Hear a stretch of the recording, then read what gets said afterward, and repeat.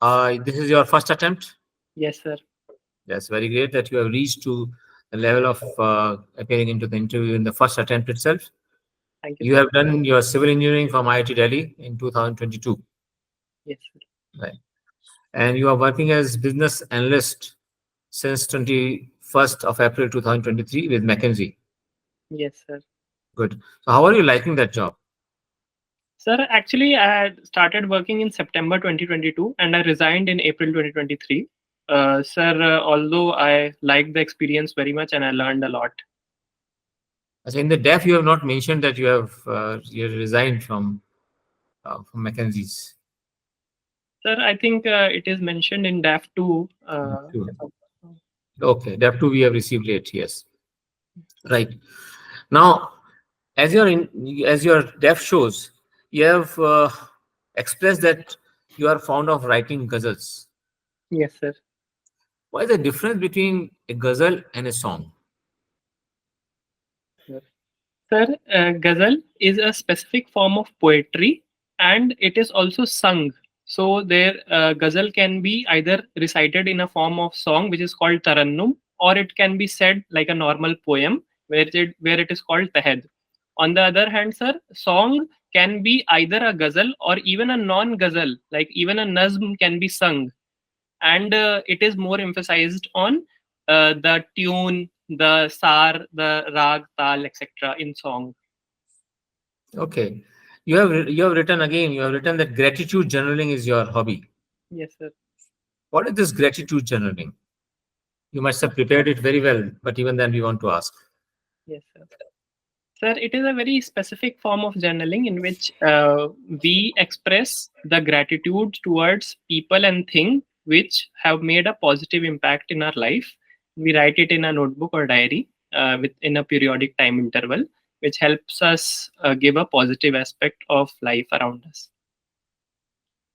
For example, Sir, for example, sir, I recently wrote in an entry that I was going to the market. I was in a rush, so I was falling short of cash, and I was very urgently needing something. So that shopkeeper had trust on me, and he gave me even that I was buying from his shop for the first time. Even then, he trusted me and gave that thing on a loan that I'll return back. So, sir, that is a positive thing, and I mentioned that in my diary that I'm grateful towards him, sir. just tell me. There's a concept which is floating nowadays, and it has been talked about a lot, that we should go in for green elections. What do you think about green elections, whether these are possible in our country or not?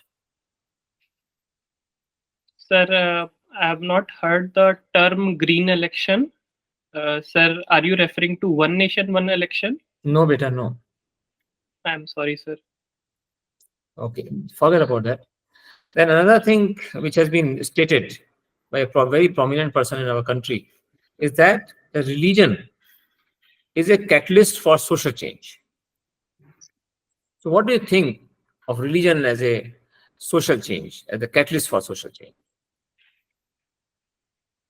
Sir, religion is a catalyst of social change and has been a catalyst for social change because if we look at the core philosophy of any religion, it emphasizes on human life and having empathy, compassion towards others. For example, sir, Vivekanand when he gave the slogan back to Vedas, he emphasized on integral humanism and he based all his reforms and social change based on a religion. And similarly, sir, there have been numerous reformers which have based their social change agenda on a religion. So, what Vivekanand was talking about non-self. What is non-self in his concept? Because that he was trying by that he was trying to bring the social revolution. What is a non-self? Sir, this term Is of that the question which appeared in 2023 means?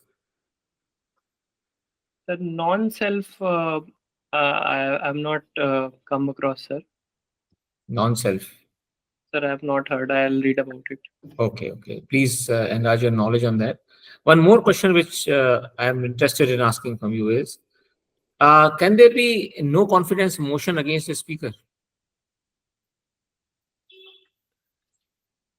Sir, as per my knowledge, there can be proposal for removal of speaker. Whether there can be no confidence motion against him or not.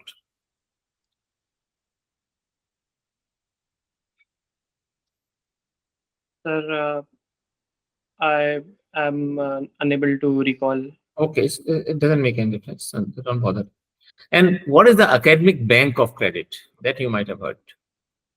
Sir, it is a concept which came about in National Education Policy 2020, which describes that each course which a child does should be assigned a particular credit, and it should be stored digitally so that it is interoperable, and all the credit get accumulated in a sort of a bank, and it is an academic bank. And when a certain amount of credit is reached, that person is eligible for a degree, and this allows flexible entry and exit of a student in any school or college, sir. But will it be practically possible that suppose you pass out second year of BA from a particular university, and then after 3-4 years you come to different university and say that I have these many credits, please admit me in your university, and then I want to appear in the examination. The number of seats available, the educational system, etc., etc. How will it happen? Sir, it is true that for making academic bank of credit truly effective, we have to ensure multiple other reforms side by side. But sir, I am optimistic about this concept, because if that person had 2 years of BA, then he or she would have gained some knowledge, and it is unfair on his part to make him start from scratch. So some credit should be given for the work he has done.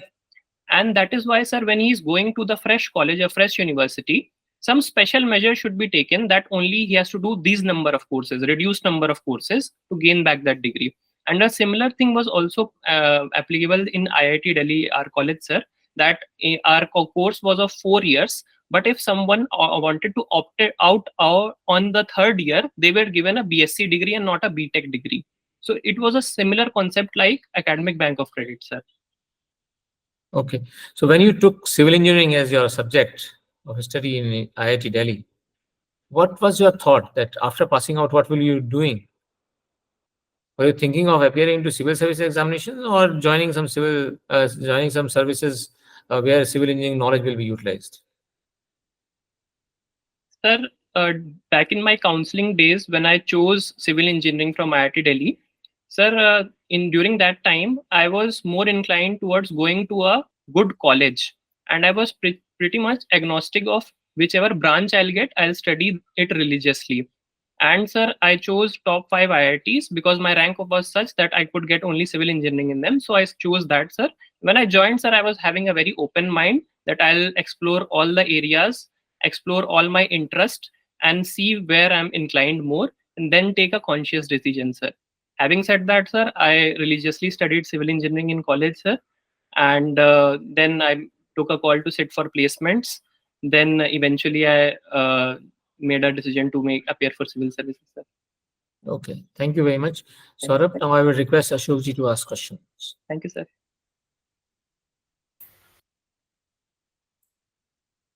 Saurabh, let's talk about climate change. Yes, sir. The world had long time ago agreed that we will contain the rise in temperature to 2.5 degrees Celsius in this century, vis-a-vis the pre-industrial times, etc.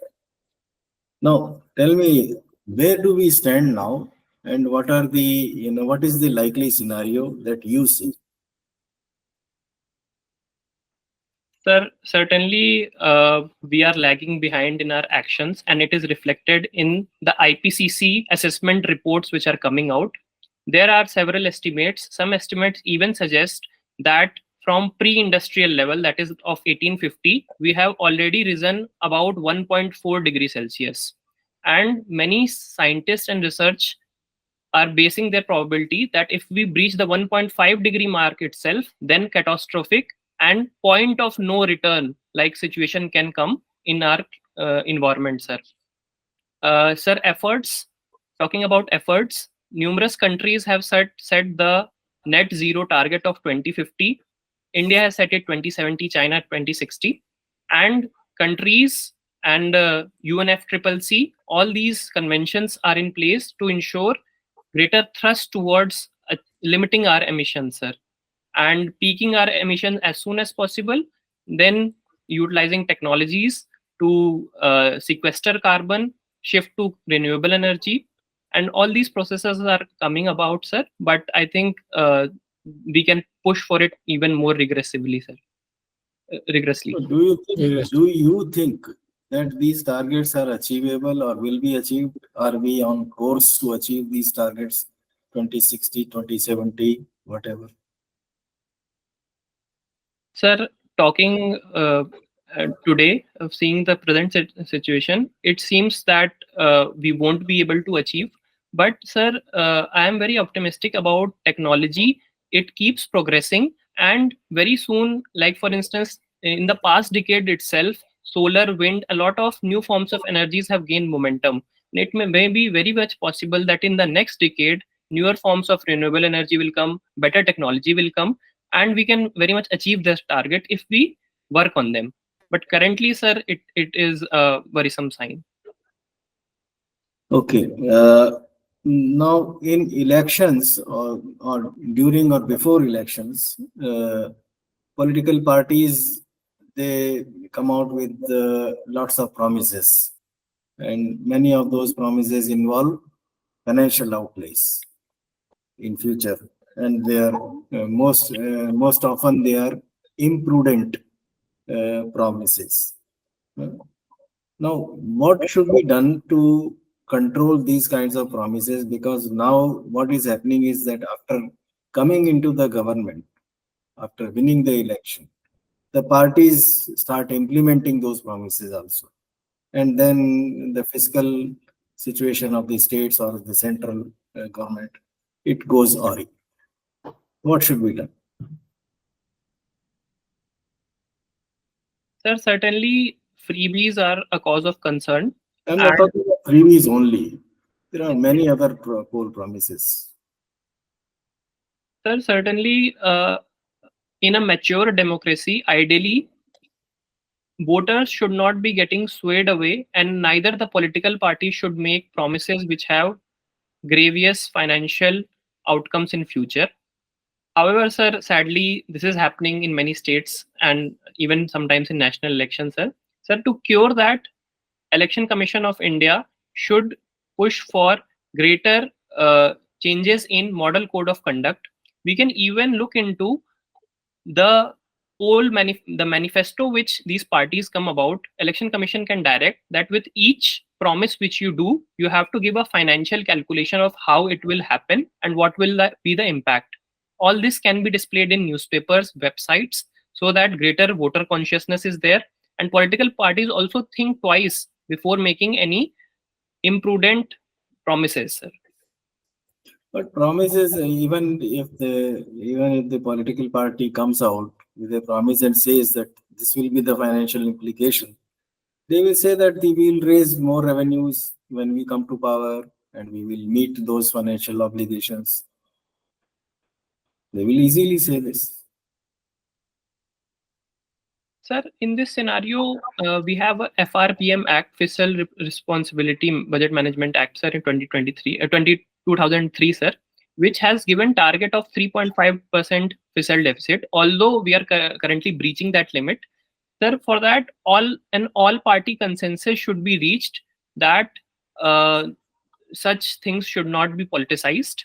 And sir, that FRBM Act, maybe it can be amended for its strict implementation, so that the country doesn't suffer in long term. And even if we enjoy in the short term by certain promises, in the long term, for the next generation, it will have the impact. So as a responsible citizen, as a responsible political party and responsible democracy, we should come to a consensus that we should avoid this. We should have legal measures and also all the ethical measures, sir. Hmm. Okay. Now, what can be done to ensure that those people who are either traveling or have migrated somewhere else, they are able to cast their vote when elections are there.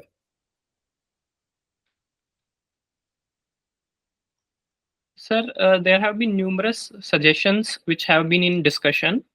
Sir, one is online voting, one is postal ballot, increasing its scope. One is, sir, flexible electoral rolls so that person can vote from the nearest polling station, irrespective of his where the voter ID was made. So these two, three changes are being discussed, sir. But greater due diligence should be exercised before implementation of any one of them, sir. So far, nothing has been done. Yes.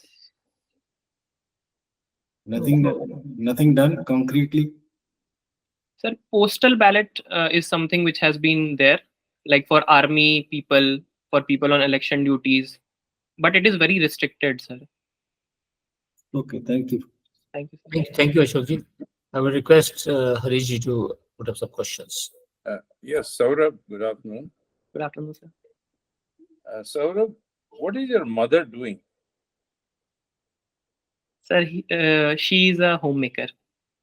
She's a homemaker, but I saw some income related to that, so I was curious enough to ask. Sir, actually, she owns some properties which Okay, gives her. okay, fine. That's good enough. As a civil engineer, can you tell me how do you make a multi-story building earthquake resistant? Sir, there are 2-3 main methods which are being used. First is base isolation method, in which the foundation is isolated. The foundation of the building is isolated using some ball bearings. Sir, second method is using ductile material so that it can withstand the shear stress. Sir, third is shear wall. Fourth is, sir, the jacketing and the reinforcement of old buildings. And fifth is, sir, lightweight construction as much as possible. Now, which area in India requires some or all of these measures? Sir, actually, large parts of India is in seismic zone 5 and seismic zone 4. So, especially the Himalayan belt, northeastern states, even, sir, parts of Delhi, and also parts of Gujarat, which experienced Bhuj earthquake. And you think after Gujarat's earthquake, our system is in place that we need not worry about such a catastrophe? Sir, after Bhuj earthquake, numerous measures were being taken. But, sir, since construction industry is largely informal in nature, so at times the strict enforcement of the building codes are not taking place. As a result of it, sir, even today, some or many buildings are prone to earthquake and fall. So, sir, certainly we need to do more on this, sir. Okay, you are from Uttar Pradesh. Yes, sir. Can you do a SWOT analysis of your state? Yes, sir. Briefly. Sir, talking first about the strength. So Uttar Pradesh has a huge young population, and also India's 17% of population lives in Uttar Pradesh. So very good demographic dividend if we utilize it. The second strength of Uttar Pradesh is fertile soil and rich agricultural potential. Sir, talking about weakness, sir, it is landlocked state, as a result of which lesser number of industries have been there, especially in parts of Purvanchal and Bundelkhand. The second weakness is social indicators wise, Uttar Pradesh is lagging behind in especially health and education. Sir, talking about opportunity, we have the first opportunity is that we have been doing measures to attract industries, as was in the Global Investor Summit of Uttar Pradesh, which attracted investments of about 40 lakh crores. So the second opportunity is that Jewar Airport and a lot of infrastructural push is being made. So Uttar Pradesh has highest number of international airports, 5 international airports. It is the expressway Pradesh, greatest number of expressways. So all these infrastructural push is acting as an opportunity for development of state, sir. So the threats I'll mention, the first would be, sir, that still parts of Uttar Pradesh have some social evils like patriarchy or caste or communal based conflicts, which hamper the social fabric of the state, sir. Now, I didn't get, you said it's a landlocked, so no industries. What is the connection being landlocked and no industry? Sir, talking from a logistical point of view, if a state has a coastal line, so ports will be there. For example, sir, Gujarat, much of it, some big reason for its industrialization has also, and Maharashtra also has been that they have been situated near the coast so that the goods produced can be easily exported. But that's, you have a road connection and then subsequently linked. Anyway, that is fine. My final question, we have an administrative system in place and it has worked fairly well. Would you still like to recommend some reform in our administrative system?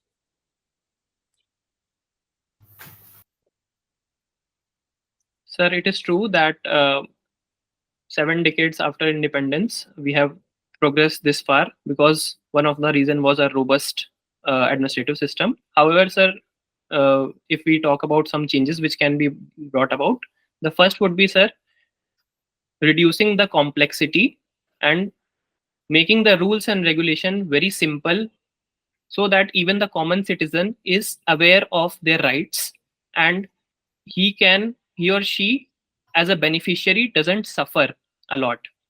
Then the second reform can be brought is that at times, sir, bureaucratic apathy acts as a hindrance for efficient public service delivery.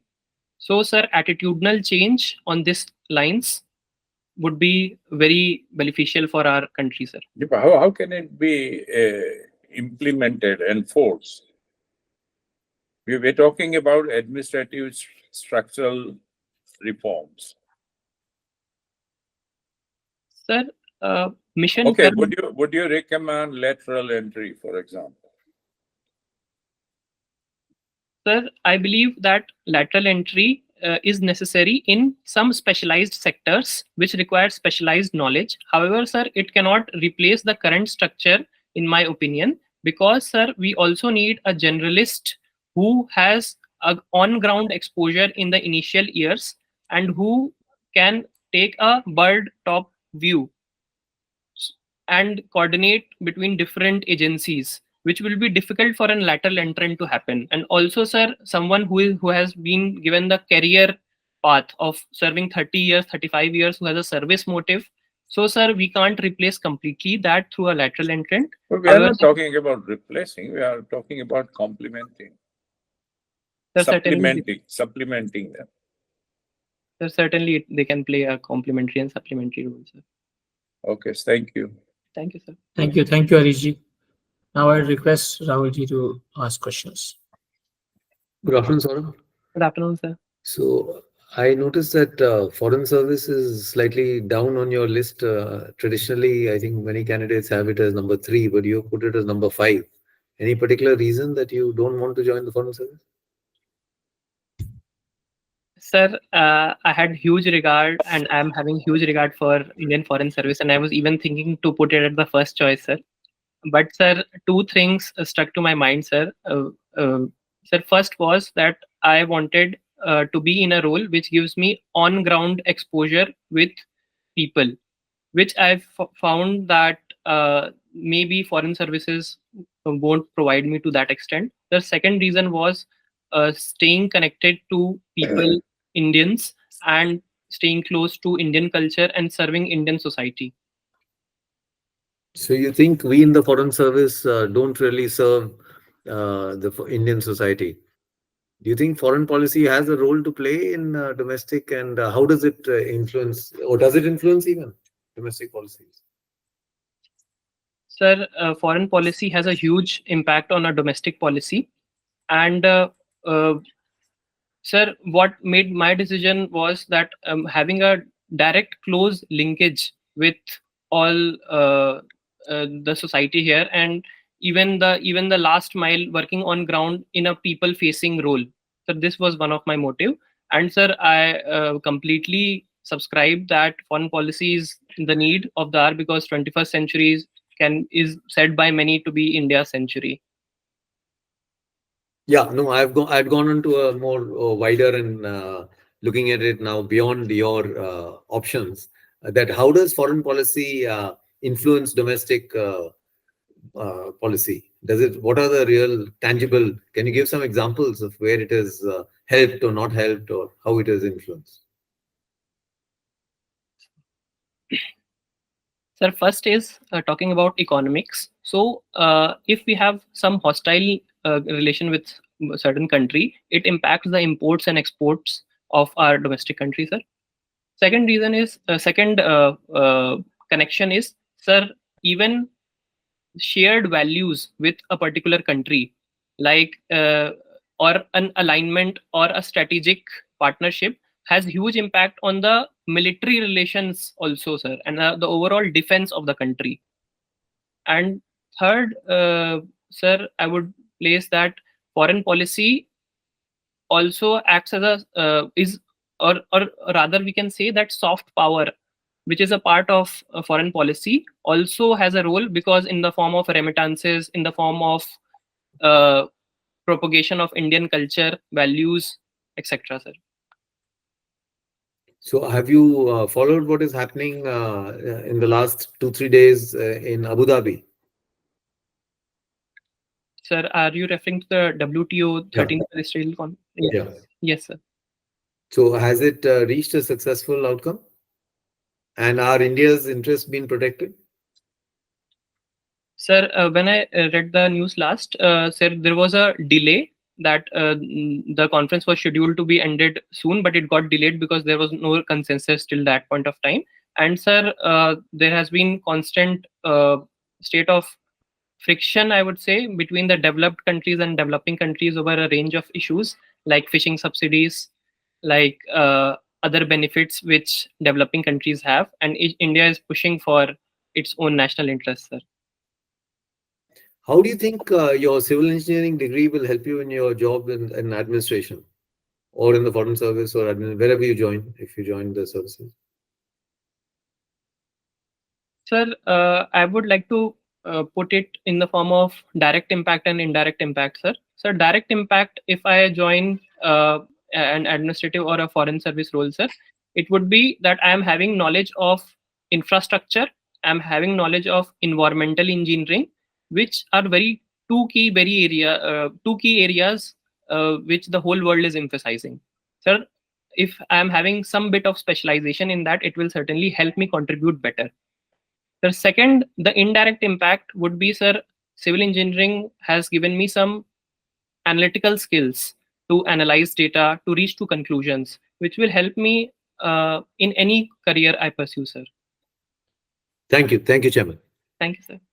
Thank you, Rahulji. Thank you very much.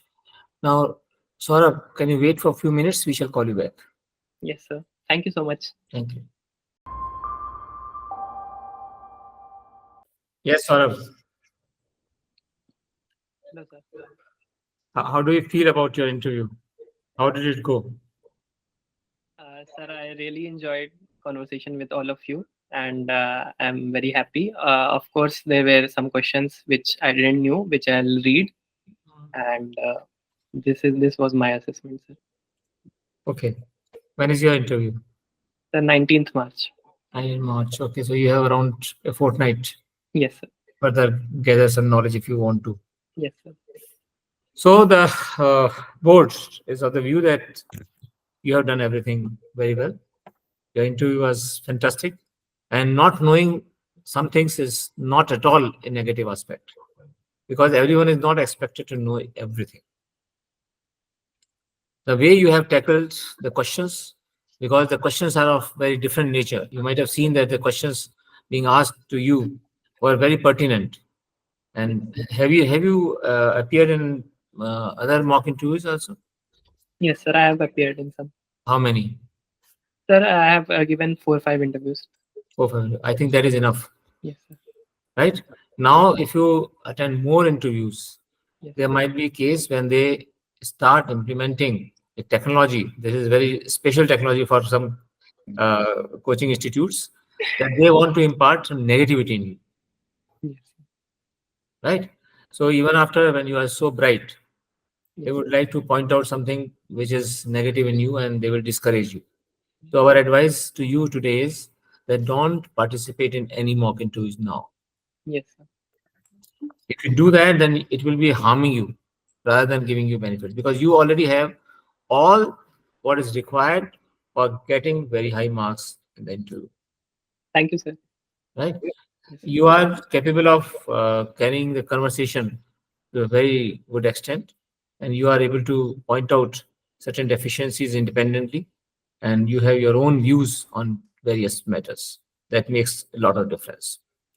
Now, what I would suggest on behalf of the board is that you go on brushing up your knowledge for next 10-15 days, especially on international affairs, Yes. economy issues, and infrastructure development in the country, Yes, sir. right? Because infrastructure does not mean only road infrastructure, but infrastructure of various kinds. It even includes power infrastructure. Yes, sir.